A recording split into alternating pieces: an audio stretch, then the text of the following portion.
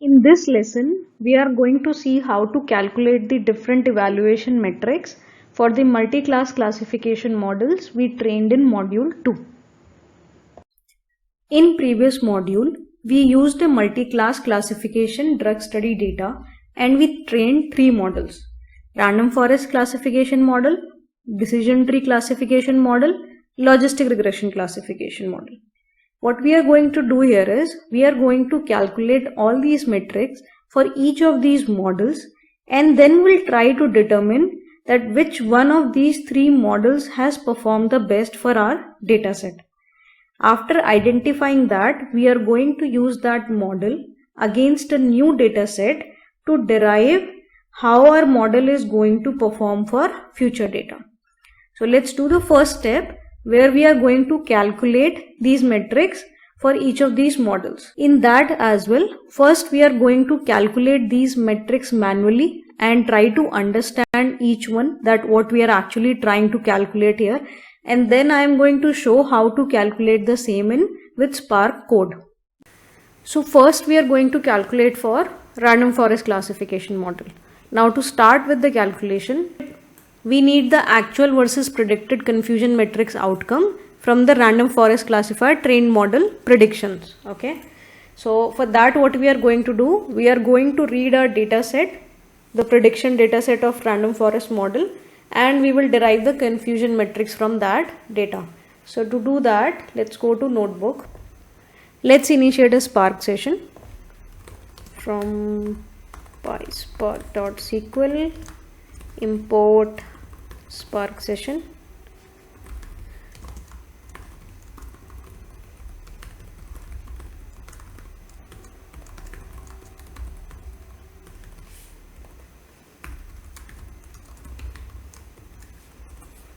Okay, validated, it's created. Now we are going to read the random forest predictions data, okay, which was populated over our training dataset in model training. So we saved our datasets in cloud storage. We'll go back to cloud storage, go to folder model predictions, select random forest predictions, copy this path. Now rf predictions data frame equals to spark.read.parquet. We saved our data in Parquet format. Okay, and we will tell it that we have a header in the data.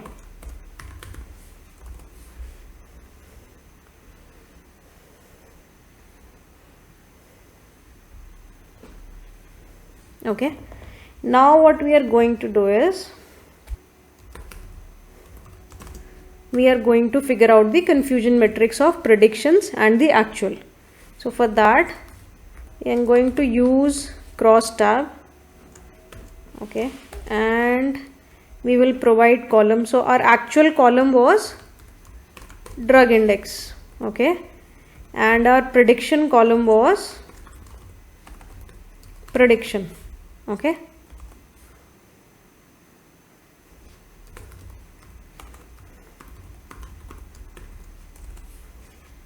okay, so this is our confusion matrix. Let's take it in our Excel.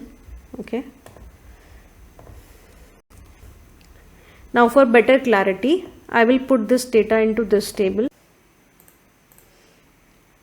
So I have copied the data into this table. I will also calculate the sum.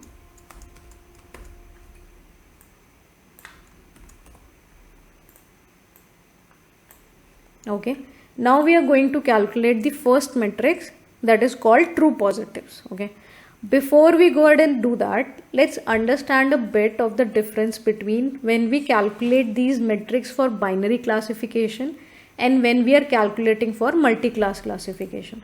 So when we do binary classification, we have at max 2 classes. In that, one is positive and one is negative. Okay, so we have our calculation simply termed into 4 fractions, that is true positive, true negative, false positive and false negative. Okay, which is straightforward. When we talk about multi-class classification, then we have more than 2 classes. In that case, what is the definition of positive and what is the definition of negative? So in that case, positive means the class for which you are calculating at that time, okay? And negative means rest all classes, okay? Let's see this with an example. So let's calculate the first matrix. The first matrix is true positives. What does true positive mean? True positive means your positive class correctly identified. Now if I calculate this value for class drug Y, then my true positive is 73, okay? Because when I am calculating for this is my positive class. So the value which is correctly identified, that is 73. So I will put it here. Similarly, if I calculate for X, that is 37. If I calculate for A, that becomes 20. If I calculate for C, that becomes 13. And if I calculate for B, that becomes 12. So in practice, if we look closely at it, then your true positive in a multi-class classification is nothing but the diagonal value, okay? These are the ones where the values are correctly predicted. So if I'm talking about class Y, 73 are correctly predicted. Class X, 37 are positive predicted. Class A, 20. Class C, 13 and 12. And similarly, that determines our value of true positive. Now let's calculate false negative. What does false negative means? False negative means a class incorrectly identified as negative when it's actually positive. So if I am calculating any such value for a class, then if the respective class prediction has been done in any other class, that becomes a false negative. How? So if I am calculating for drug Y, let's color this row. So if I am calculating for drug Y, then my actual values which are in drug Y are 74. Out of that, 73 are rightly predicted in class 0 only. But one value is predicted in class 3.2. So this is a false negative because this value was actually positive. Because I am calculating for this class, so this is a positive value. So this becomes your false negative. Now if I do the same thing for this class, okay, then I don't have any false negative because all my values are rightly predicted here, okay, and they have not been predicted in any other class. So this is 0. Similarly, if I do for class 2, then it becomes 0. Then for next one, for C, it's 0. And similarly for last, it's 0. Okay. Now if I calculate true negative for drug Y, okay. So when I am calculating for drug Y, this is my positive class. And rest of my all classes combined together are my negative classes. So all the right predictions made in my negative classes, where the negative classes are correctly identified, that becomes my true negative. So my true negative for drug Y will be sum of classes X, A, C, B, where their classes are predicted correctly. So this becomes 82. Similarly, if I calculate for X, then sum of 73, 20, 13, 12, that becomes 118 and that is true negative. Similarly, if I talk about class A, then 73, 37, 13, 12, that is 135, that becomes your true negative. Similarly, for class C, that becomes 142, and similarly for class B, that becomes 143. So we have now calculated our true negatives. Let's talk about false positive now. False positive are those scenarios where the label is incorrectly predicted as positive when it's actually negative. So if I calculate that value for drug Y, if I try to understand that value for drug Y, and if I select this row, okay,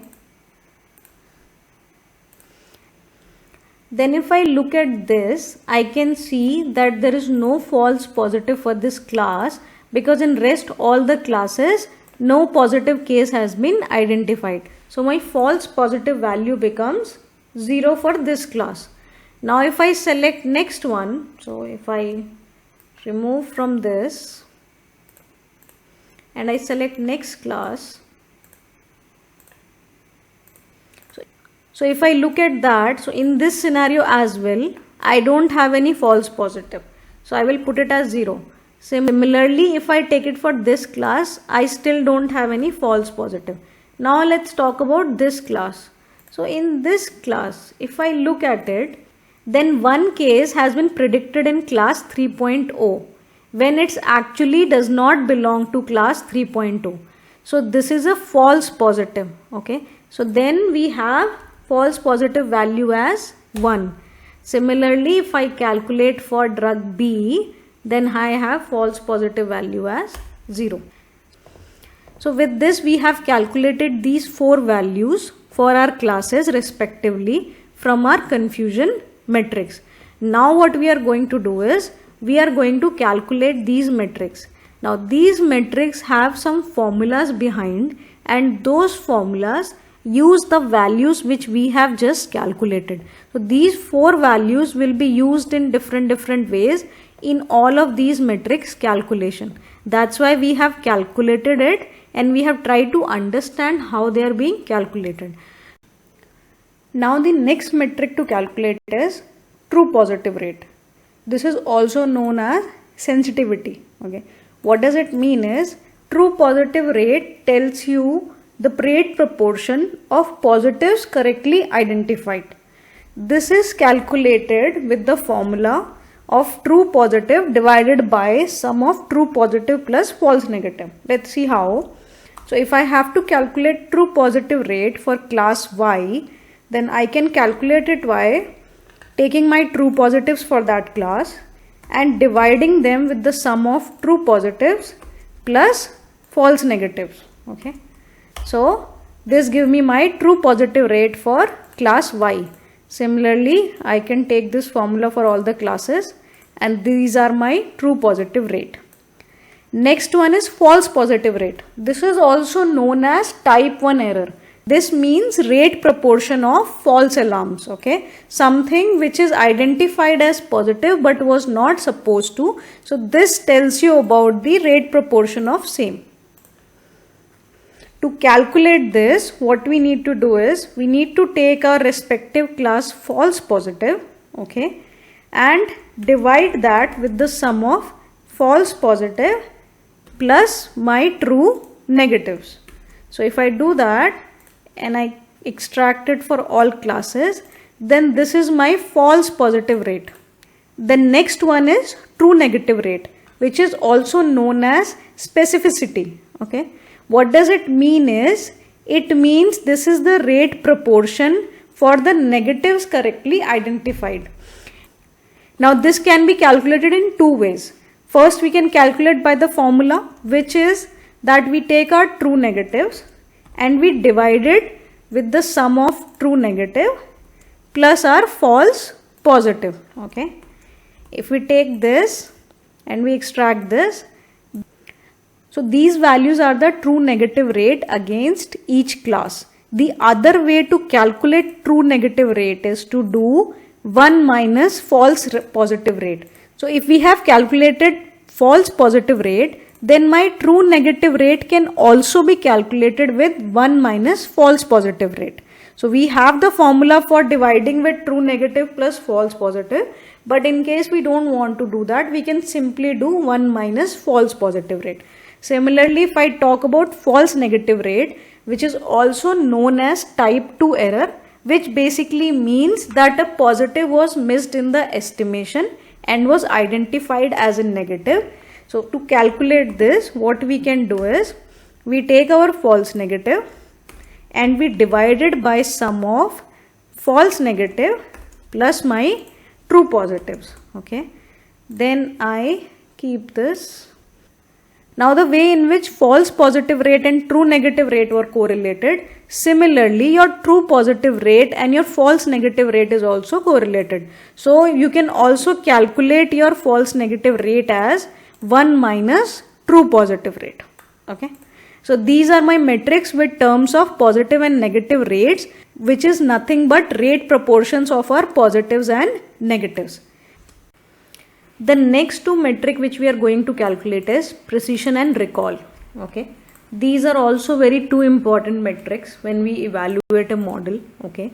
And they also depends for what kind of use case we are treating. So just having higher or lower values does not make sense in these. What we need to understand it, what they are trying to tell us, and is that relevant for my use case. Okay. So what is precision? Precision is basically a ratio of how many true positives were identified and how many were the total positives. So if I calculated, the formula would be my true positive for that respective class divided by my true positive plus my false positive, which makes my total positives. Now if I expand this formula, then I can see that my starting 3 rows has precision as 1, this has 0.92, and again this has 1. Why that is the case? Because in these 3 and this row there are no false positive, but in this row there is one false positive. This value is really useful in those scenarios where the cost of having a false positive is very high. So let's say if you are trying to predict a very serious disease for a patient, in that case you don't want a wrong prediction for the patient because the disease is too serious. So in that case your precision value of 1 is usually preferred, or a higher precision value is preferred. Now alternatively, if I talk about recall, okay, what does recall tells me? Okay, recall tells me that how much we identified the respective class correctly. Okay, so if I am talking about class Y and if I calculate the recall value of it, what I am trying to get at is that how many positives I correctly identified. A higher value of recall means that there are less false negative in that particular class. How do I calculate this? I calculate this with the formula. I will take true positive of my class and I divide this with true positive plus false negative. Okay, and then I expand this for other fields. So you can see here that my for first row my recall value is 0.9865. Okay, the reason is that I have a false negative here, so it has tried to determine for how much percentage we have identified the true positives correctly. But if I look at my second class, that is class X, then we have identified those perfectly fine. So in those scenario the recall value is higher. The next metrics is accuracy and error rate. Accuracy is a very simple metrics, and to be honest, it's not very much relevant and useful when we calculate it at a class level. We can do that. It is simply the percentage of actuals versus predicted for that particular class. Okay, this can be simply calculated as sum of my true positive plus true negative, that these are the things which are identified correctly by the model, predicted correctly whether they were positive or negative, divided by sum of all of these values, total values against this class. Okay, so this is my accuracy, 99.35%. Similarly, if I'll expand this, then these accuracy I get. Now the matrix error rate can simply be calculated with accuracy with 1 minus accuracy value for that respective class. So if we do that, then these are the error rates of the respective classes. Now let's talk about one more very important matrix, that is F measure, which is also known as F1 score. F1 score is nothing but harmonic mean of precision and recall. Okay, the formula to calculate this is 2 into precision into recall, okay, divided by precision plus recall. Okay, so this is the F1 score for our respective classes. Now we have calculated all the basic metrics for our classes. Okay. Now there are few more metrics available which can be calculated and utilized. These are known as weighted metrics. What is the significance of these weighted metrics? Let's try to understand that. As you can see in our data as well, and it's not mandatory for other data sets as well, we have 5 classes, but the proportion of that classes is not equivalent. Okay, so the Y has 74 out of 200, X has 37, and B only has 12. What it means to use it here is that we will be doing a proportional fitting. How that actually help is that weighted averages take sample size into proportion. Okay, and you also have options to control it. So there are options available in different Spark and even Python where you can specify custom weights if you want to assign. Even if we don't assign it and we use weighted calculations for our matrices, then it is assigning a default weight of 1 to all respective classes. What we are going to do is, when we are going to do calculations in Spark, we are also going to calculate these values to measure when we consider weights into proportion, then how our basic matrices change with that. These metrics we calculated at a class level because we were dealing with a multi-class classification problem. Even in this, there are few metrics which make sense to calculate at a model level rather than a class level. So we can calculate a model accuracy where it will take a combination of all classes and will tell you that overall how our model has performed to predict all classes. Okay. Then we have option of log loss and Hamming loss. These are the two metrics provided by Spark at overall level, and they are very useful in classification problems. And similarly, we can calculate F1 score at overall level. Now, before we go ahead and calculate these metrics in Spark code, I want to highlight that there is no fixed rule which works with every data, which tells you that if this matrix is giving you values greater than this, then this is a right model. The data you are using, the use case you are trying to train for, and the kind of outcome you are looking for derives which metric will be useful for your scenario in what way. So don't always go by that if my precision is high, then this is the best model for my every scenario. So don't go by that. Try to study and understand these metrics, that how they are working, how much they are relevant, and what is important for your use case. Let's go ahead and calculate these in Spark now.